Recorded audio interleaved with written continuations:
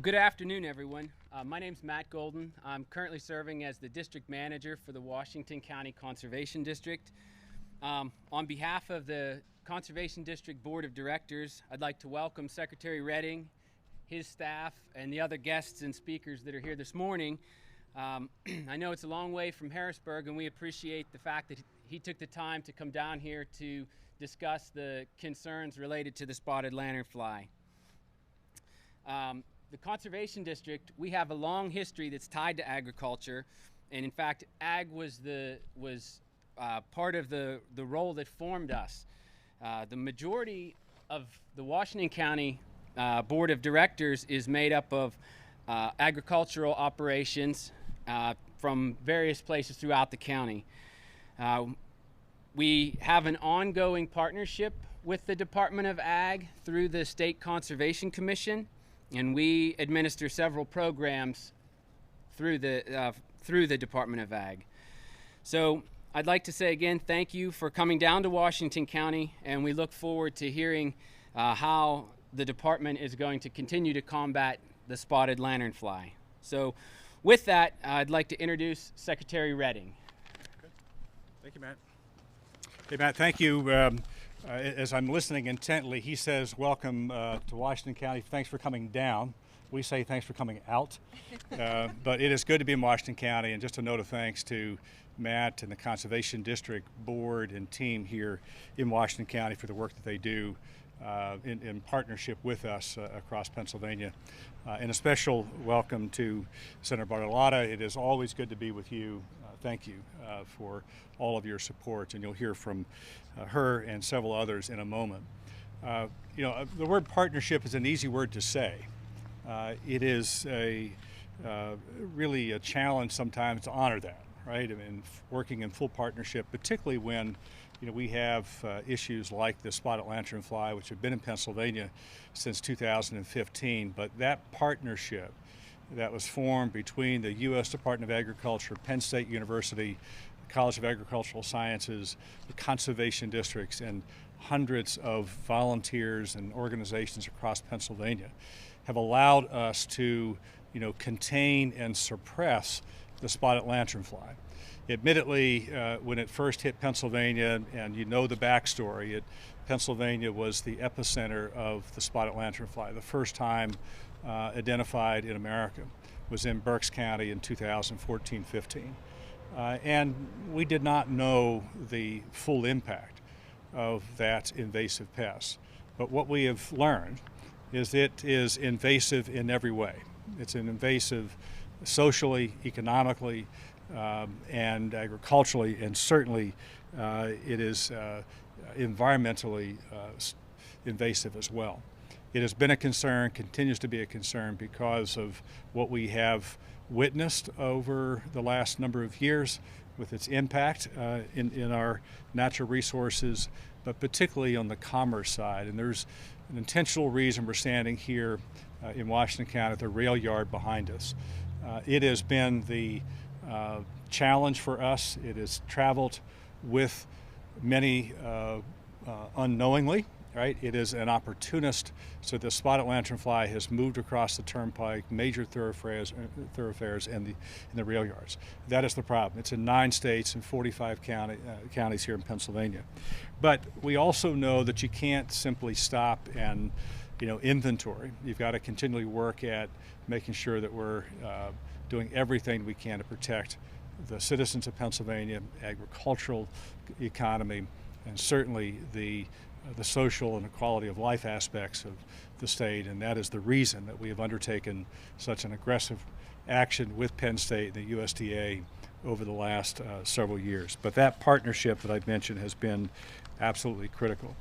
In March of this year, we had to expand the number of counties in the state in the quarantine zone to added 11, which brings us to 45 to include Washington County here today.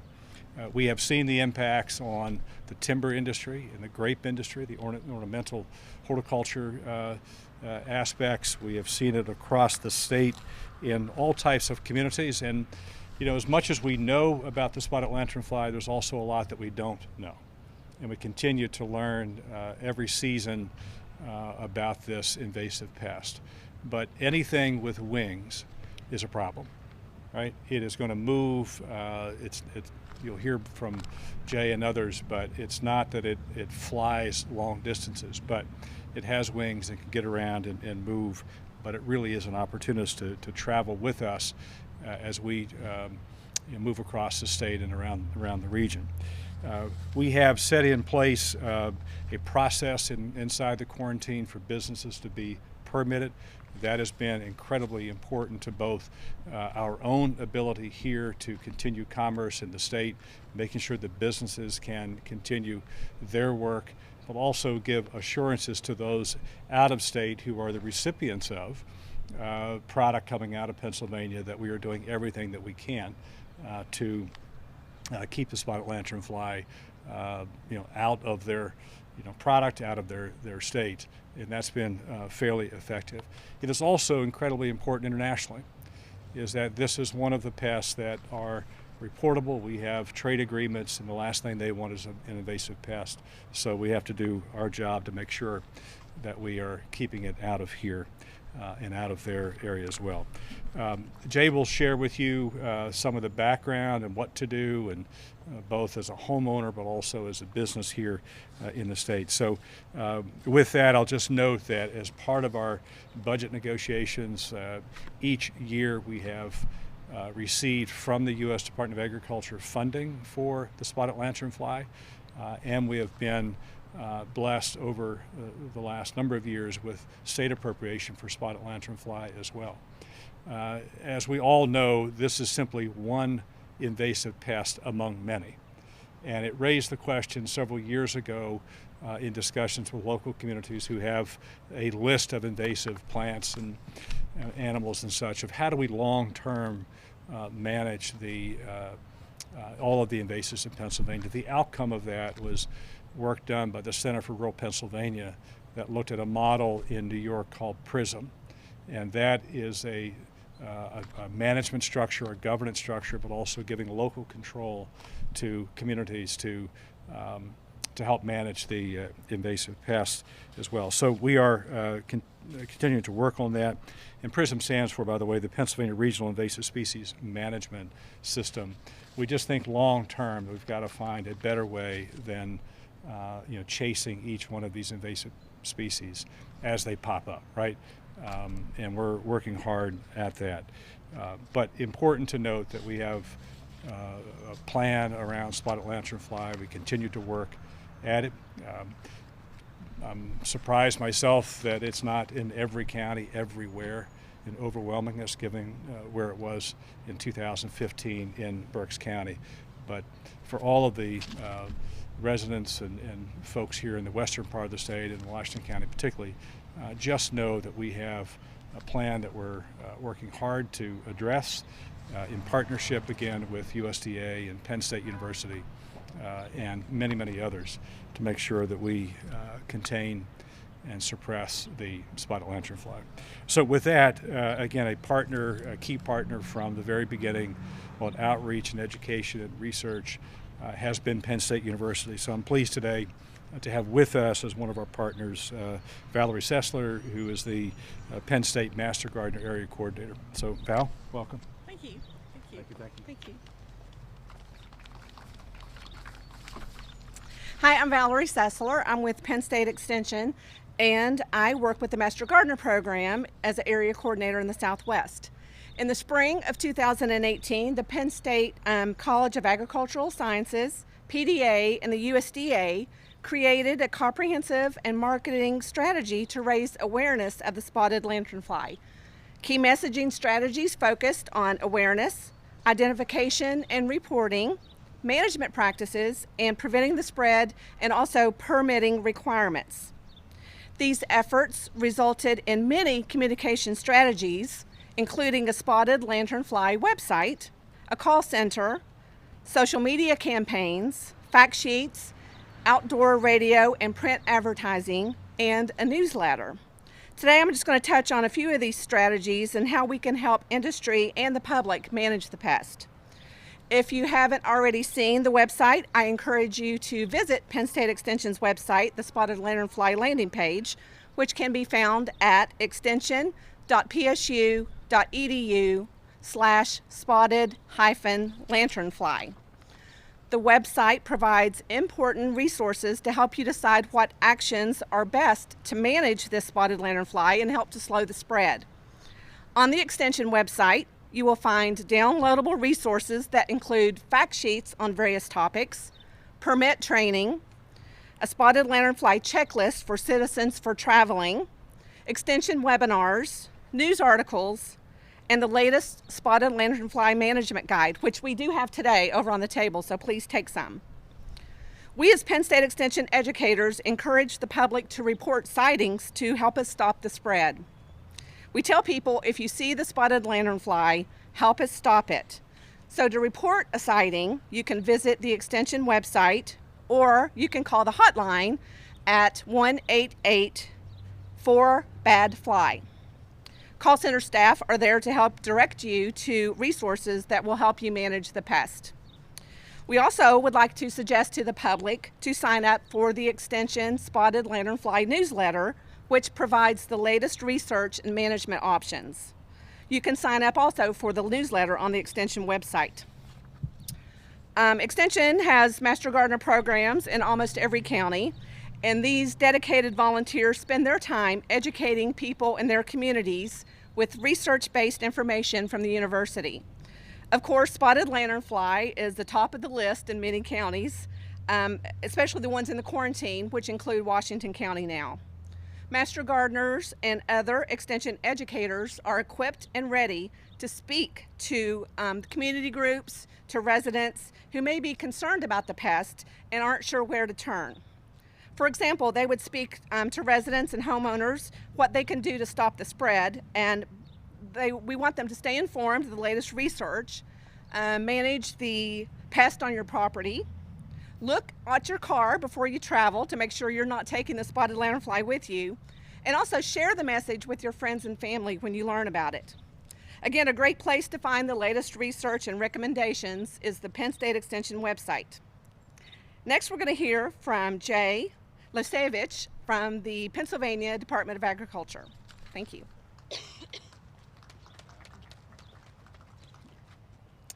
Good afternoon. My name is Jay Lecevich. I'm with the Pennsylvania Department of Agriculture. So I want to start briefly by talking just about spotted lanternfly and some of the steps that you can take just to help us stop them and slow the spread of them. The poster to my right here shows you the different stages of spotted lanternfly. Currently, we're right in between the 3rd and 4th instar phases. So when you see them out in the world, you're going to see the black and white version as well as the red version down here. In the next month or so, they will turn into adults. So then we'll see the top 2 pictures there. The top left one is far more accurate to what you'll see out in the world. They only have their wings, their bright red wings out when they're flying. So just to give you an idea of what to look for and when you're looking for them. As Valerie was talking about, there's a lot of great ways that you can let us know that you see spotted lanternfly and what you can do to help with that. So thank you for bringing up the reporting tool. The reporting tool is a joint project between Penn State and the Pennsylvania Department of Agriculture. So any report that you make anywhere inside of Pennsylvania goes to a reporting dashboard that our teams out in the world, we have teams in what we call regions. We've got 7 of them all across the state. Those reports go to our field teams and they will follow up. Either follow up on the locations that you're reporting spotted lanternfly, or they'll at least thank you for your report to let you know that we're aware of it. It's a great tool for 2 cases. So one, in a new county, like here in Washington County, where we don't see a lot of spotted lanternfly yet. They are in a very minimal location here in the state, up in the northeastern corner. We don't see them anywhere else here in Washington County at the moment. But it's something that we need everyone to look out for. So in counties like this, if you report that you see spotted lanternfly in an area that we're not aware of, we're going to follow up with you and make sure that we can get out there and hopefully put a stop to it right away, before it can grow into something larger. But we also utilize those reports to better determine, to understand better where spotted lanternfly is. It's a pest that does spread in lots of different places, but there are quarantine counties within those quarantine counties that we still haven't seen spotted lanternfly. So it moves at its own will, and that helps us to determine where we need to look for it. On the other side of things is for our businesses. We really encourage any business within a quarantine county to get permitted. The permit process is an agreement between you and the Pennsylvania Department of Agriculture and our trading partners that they understand that we're looking for spotted lanternfly everywhere, that we're making sure that we are not inadvertently taking it out of a quarantine zone, moving it to a non-quarantine county or to a new state where we have not ever seen spotted lanternfly. That permit is a guarantee with our trade partners as well, so that they're aware that we're doing everything that we can do to make sure that we're not getting, that we're not going to move spotted lanternfly. The other portion that I would like to talk about today is a circle trap. So this is something that anyone can do. If you have spotted lanternfly in your area, or if you expect you have it, the circle trap is a inexpensive item that you can purchase, or the pieces to build it you probably have at your home already. All you need is some screening, a couple of pieces of wood, a clothes hanger works great, the top of a plastic bottle, a bag, and a zip tie. All of that information is on Penn State's website, which I would encourage you to visit. They have a great article, both videos and step-by-step pictures to show you how to build your own spotted lanternfly circle trap. And they're also available to purchase online. So let me just explain this really quick. Try and hopefully you can also hear me just fine. So the circle trap is designed so that it's designed to work against spotted lanternfly. The purpose, or what spotted lanternfly will do, is they will climb up a tree or a pole, get as high up as they can. They'll launch off, especially when they're adults, they'll launch off into the wind and travel out into the world wherever they can go to look for their next meal. The circle trap works against them because what it does is it funnels them through the screening up inside, up here to this funnel portion. The screening wraps the whole way around, so if you're building your own, you can customize it to whatever size tree you have, or there are multiple sizes you can purchase. And all you do is you have a bag. So this funnel here, we're going to put a bag around it, and just put your zip tie on there. And there you go. So as the spotted lanternfly climb up here, they will get captured inside the bag. They cannot get back out. Just every 2 weeks or so, just double check that bag, change it out with a new one, and keep it up. So every spotted lanternfly that we kill means there's 30 to 50 fewer the next year. A female spotted lanternfly lays 1 to 3 egg masses in a season. That'll start in mid-September through November. At that point, those egg masses will survive over winter, and then the following year they'll hatch, typically mid-May. Each of those egg masses can hold, again, 30 to 50 spotted lanternfly. So the more that we take out, the fewer there are the next year, to potentially move into new areas. The last and final thing you can do in addition to circle traps is definitely, if you have spotted lanternfly in your area, make sure you're checking your vehicle, anything that you're putting in your vehicle, looking on your campers, trailers, things like that. Anything that you're intending to travel outside of the quarantine with, just to make sure that you're not taking spotted lanternfly with you and accidentally introducing it somewhere new. Good. Good. Jay, thank you. As I mentioned at the outset, always a pleasure to be in Washington County and be with Senator Bartolotta, who has been a friend to agriculture, a friend of the department, and every time that we've had a need, whether it be in the animal health or county fairs, farmland preservation or conservation, she's been there. So I want to say thank you personally to her, but also welcome her today and her support for the work we're doing on spotted lanternfly. Senator? Thank you, Secretary Redding, and thank you so much for Valerie and for Mark and for Jay. And all of this information, all of these links you can find on my website, senatorbartolotta.com. We will have that available to you. And this is a great project for the kids to do. If they say, hey, Mom, Dad, I'm bored, got a great idea. Let's go make a circle trap and put it on some trees. It may sound a little frivolous to some people, but honestly, these invasive species are detrimental to so many different industries right here in Pennsylvania. Our hardwoods, our timber, our grapes, our wine industry, which is finally blossoming and getting more and more so. These are destructive species, and I am very glad as a legislator to, every time that the budget comes around, which it's budget time right now, I know how vital our Department of Agriculture is.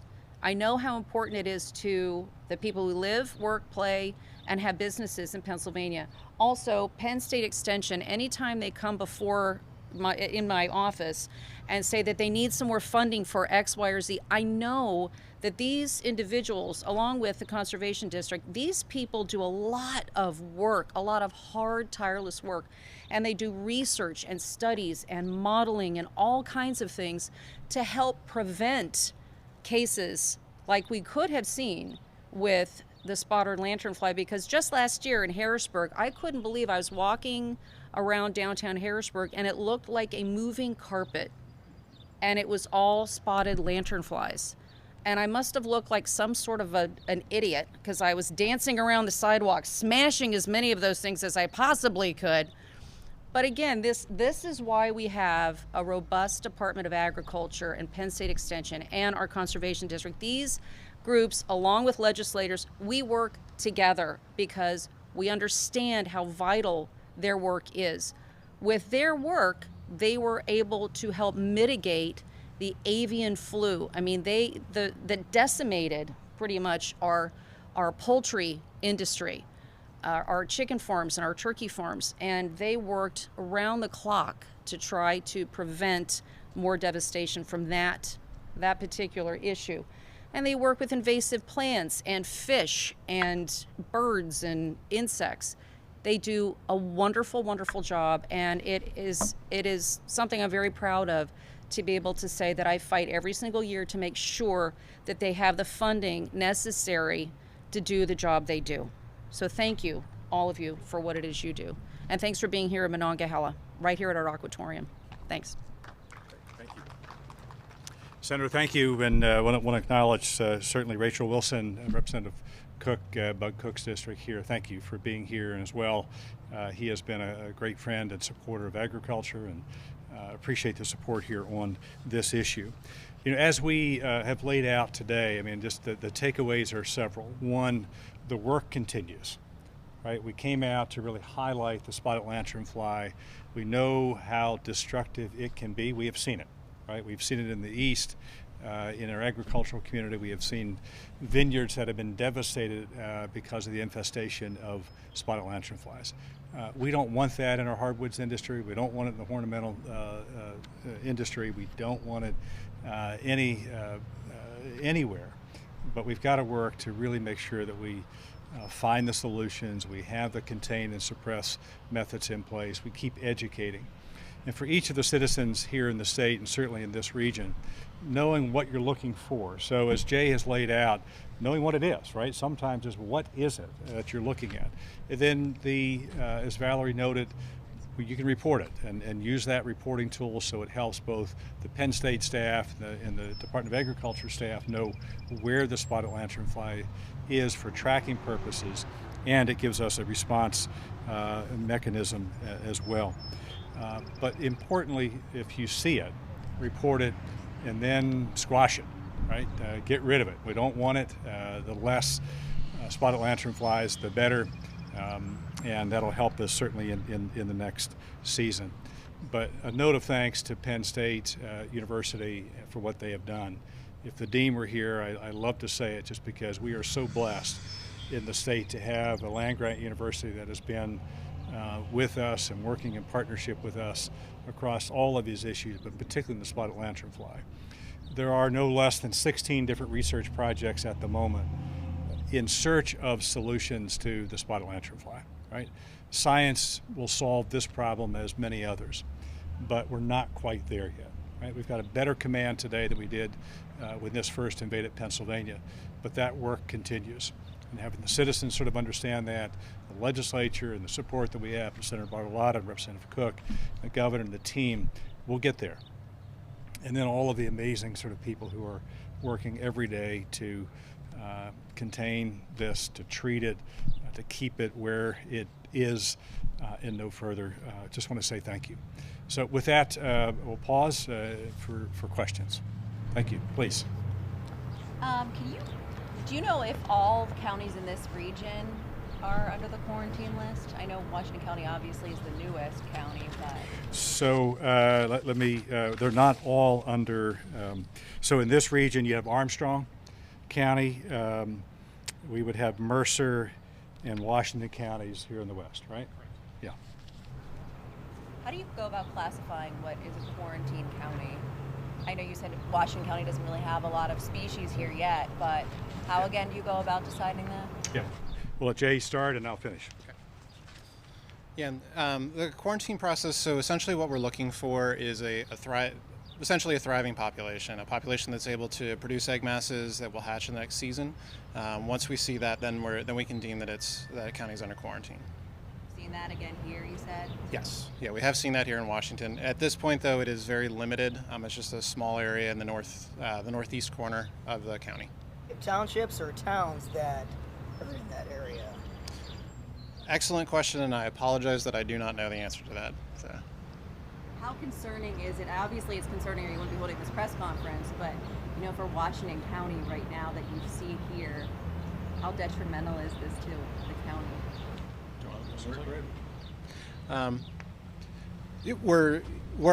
It's a concern for everywhere. So this is a pest that affects not only it definitely affects grapevines. We've seen some damage with hops. We've seen the hardwood industry. No, is it going to kill a giant maple tree? Absolutely not. But when it feeds, what it does is it excretes like a sugary, what we call honeydew. And that will actually coat understory trees, which will, could potentially very, very damage them. It'll kill the leaves off. It'll promote sooty mold growth. So it's a pest that's it's dangerous not just to the various industries in Pennsylvania, but it's also a nuisance pest to communities. You'd like to go outside and sit by the river here and, listen to a band play, but you can't because there's spotted lanternfly over the trees. So, no. Yeah, just to add to that, so I always go back to when we had the initial infestation in Pennsylvania and Berks County, and in those neighborhoods where there were houses that were for sale that were taken off the market because the infestation in that community was so severe that they couldn't even show the house, right? They couldn't have the kids in the backyard. So every time I think about how bad it can be and how much of a nuisance and impact on the quality of life, I think about that Berks County community. And we've had those across Pennsylvania in other communities. So when I say there's a lot we don't know why, right? They're attracted to certain areas with such intensity. In others, there'll be a nuisance, right? But you won't have that severe impact. We don't know why. But we also know that there is enough sort of diversity in our crop system, in the ornamental horticulture and the vineyards and things, as the Senator knows, we're trying to build out that they do like. And they're indiscriminate in their taste. So that is the worry long term, that this becomes endemic. We've got to figure out how to manage it. At the same time, it has such impacts economically and socially.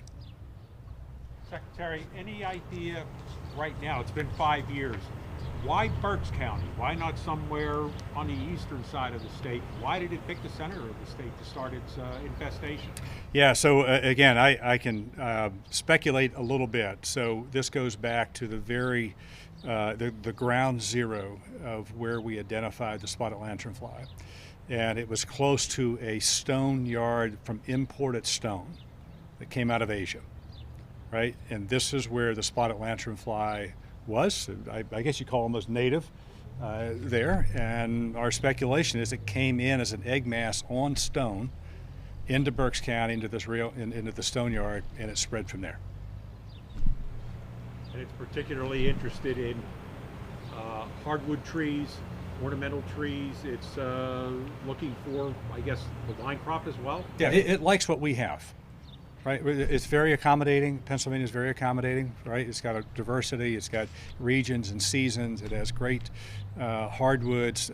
Now, as Jay notes, I mean, it varies by intensity and damage and by species, but all of that, any damage is too much damage. So we're trying to really stop it, understand its behavior, but at the same time, find some really broad-based controls to long-term manage this, so we're not in a field force trying to locate all of the spotted lanternflies and deal them on a tree-by-tree basis or a lot-by-lot basis. Yes. Secretary, I had another question. Can you explain the permit process you were mentioning with businesses? What does that mean? Yeah. Jay? Sure. So the permit is free, number one, and essentially what it does, we do this with a lot of businesses. So nurseries do it for we call it a compliance agreement with them, where they'll essentially it's an agreement that they will they sign up and they agree that they're going to look at their anything they're going to ship. And I should clarify this: the permit process is for any business that ships products within or outside of a quarantine. So that's everything from moving companies to high volume shipping companies, anything like that. And the purpose of the permit is really education. In addition to it being free, there's a whole training process that you can go through, and that is also free. And what it teaches you to do is what to look for. So whether it's, on the underside of pallets, there's, airspace under there. Those egg masses shown down here on the bottom, they just look like a splash of mud. They're very easy to miss. So it's learning what to look for and then ensuring that you're not transporting it. And that's the purpose of the permit, is to educate so that employees are aware, so that business owners are aware. Are there other neighboring states around Pennsylvania? I know you mentioned there were 9. Correct. There are several. Many of our surrounding states, unfortunately, do have spotted lanternfly now as well. I believe that number is up to 9. The good news with just tying that into permit really quickly is that permit is reciprocal. So if you have a permit in Pennsylvania but you do business in Maryland or Delaware or in California, that permit is reciprocal across all of those states. Just to add, I mean, at the beginning we had many concerns being expressed internationally about the find of a spotted lanternfly. And as you can appreciate, every country looking for reasons not to do business with us. So it became a way of guaranteeing that we were doing what we could do to give them the assurance, just as we have in exchange, one assurance is from them when they've got invasives that they have identified, to give us all of the assurance we can. It's not a guarantee, but it was a way for us to signal that Pennsylvania and the region was doing everything we could to control and contain the spotted lanternflies. Yeah, thank you. Any other questions? Comments? Yes? Can you talk a little bit about the impact the spotted lanternfly has had on business? Like what the loss has been like, or how that's kind of shifted how people operate? Yeah, it's a great question. So again, the Penn State University and the Center for Rural Pennsylvania, I believe, were the partners that initially did the economic impact study, projected about $325 million loss a year. And I don't recall the exact number of employees or impact, but it was like 1,800 potential loss of from spotted lanternfly if there was no sort of containment or treatment that was found.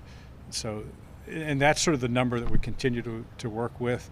We have seen devastation in some vineyards in the eastern part of the state, in some of the trees and the hardwood industry, but most devastating has been in the vineyards. In this same area that I mentioned, the infestation on the residential properties, those vineyards were completely infested, in 3 years gone. So it's no joke. I mean, they like it, and it's a concern for us, and particularly since it comes west. It's not it's just a short hop and drive up 79 into the largest, grape growing region of the East, right? So a major concern being west and now potentially gravitating east and northwest. Okay. All right. Thank you. Thanks for being here.